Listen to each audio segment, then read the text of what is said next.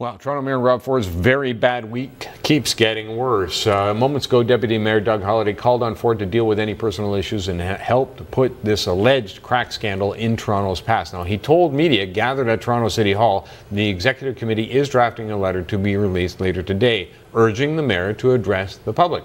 Now, Sun columnist Christina Blizzard has been following all of this story and joins us now. Christina, wow. Well, this is quite a remarkable step, Pat. I mean, Doug Holliday is one of is Ford's probably his closest ally on council. So for him to come out now and say this, I think, is a tipping point. You know, I think what he's saying is that the business of council can't continue until this is dealt with. I mean, every day it's just a circus at City Hall, and the city is sort of ground to a halt. Okay, but he is saying that the Executive Committee is putting together some kind of a letter that will be addressing this as well, presumably calling for Rob Ford to come forward and address this? Yeah, I mean, then the big question is going to be, you know, what's the what else on this? You know, you're going to address this one way or the other.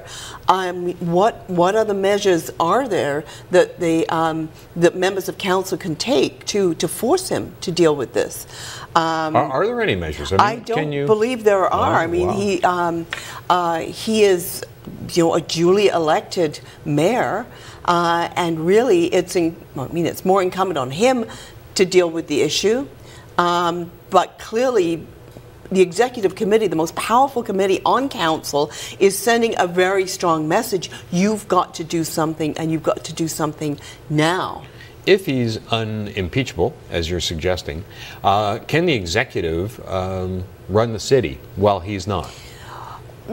Well, I believe what they will do is they will simply override him on major decisions. I mean, we've seen this happening. Ford has lost control of council. We saw that, we've seen that in several votes recently on the casino vote and on other issues.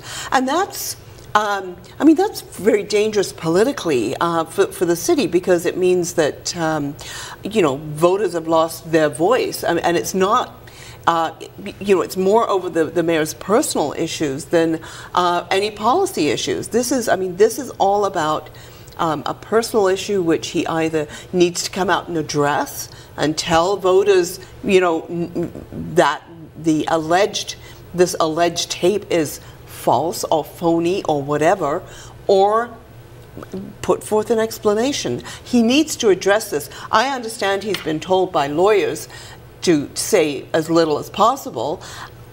That may be the, you know, the legal way to go, but from a political way forward, I don't think that that's going to work. Except that that has been his strategy in the past. A couple of cocktails at a party kind of a thing, or maybe touching somebody, you know, those kinds of things have blown over.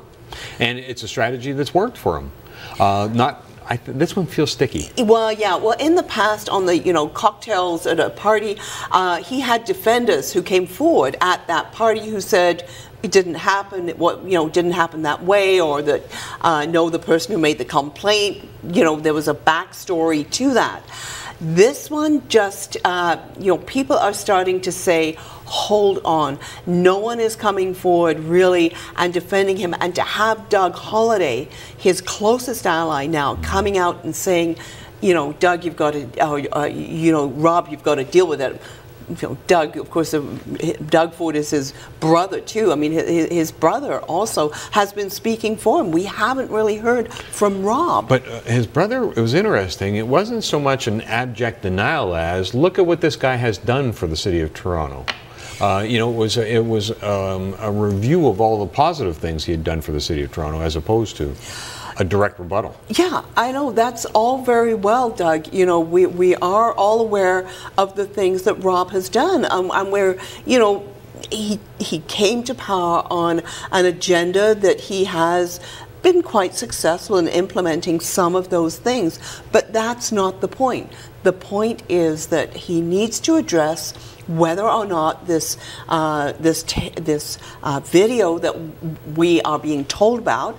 No, I mean, at this point, no one in the media has a copy of it, and I understand now that the website Gawker, who first came up with this story, now have lost touch with the people who put out the video. It gives credence to this being a smear campaign.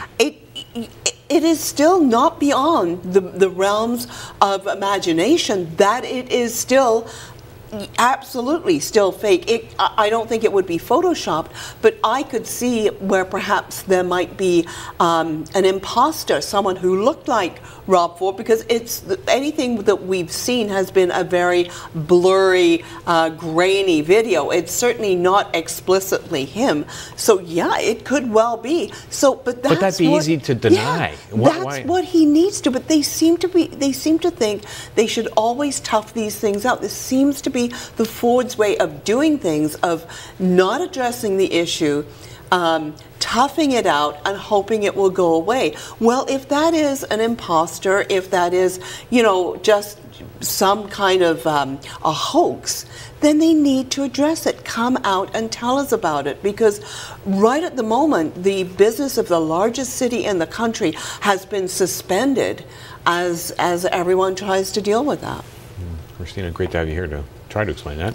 It looks like you might have a busy weekend too. Oh, I think so. Okay. Thanks very much for joining us. Christina Blizzard, Sun columnist. And we want to make it clear too, Sun News has not seen any video, cannot verify its contents, or even that it exists.